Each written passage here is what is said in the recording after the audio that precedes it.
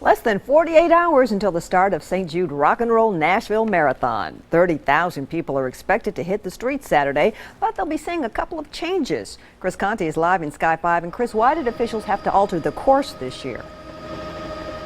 Well, Vicki, the big reason is construction. There is so much of it going on right now, clogging city streets, that race officials had to get creative with this course. If you are running the marathon on Saturday morning, here's the biggest difference that you will notice right off the bat. The start will be at the top of 8th Avenue, right where it crosses Broadway at the top of the hill there. Last year it was down on 4th. To help make up for some of that lost mileage, course officials had to do a little rearranging. And today, preparations for race day got underway. The expo is opening momentarily. On the same feet that will carry them across the finish line, dozens of runners stood in line today, waiting to get their numbers. Good morning, how are you? Once inside the Music City Center, And 42406. they were greeted by Yvonne Franklin. It is an accomplishment. I'm proud of every one of them. The 17th running of the Rock and Roll Marathon Nashville has attracted athletes from all over the world. Hello. Including Boris Guz from Ukraine, who is running for his first time in Nashville. Thank you.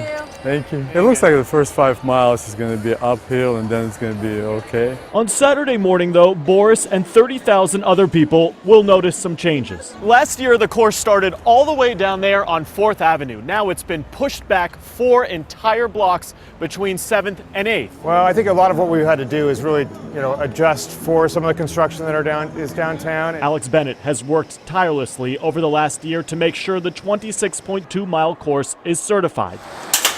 Not an easy task in a city where construction is expanding both up and out. It makes the roads narrower, and when the construction fences are up, it shrinks up a lot of that space because it spills out onto the roadway. The second change is here on 1st Avenue and Demumbrian. Aside from it being closed, the road here was just too narrow to send all of those runners down. And finally, to make up for some of that lost mileage, runners will be going around the warning track inside of First Tennessee Park. A lot of them are just minor adjustments that hopefully will be invisible to the runners.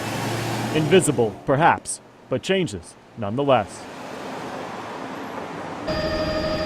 If you are one of those 30,000 people coming to run on Saturday morning, you can expect those corrals to stretch all the way back to the Tennessean building there on Broadway, right where it goes over I-40.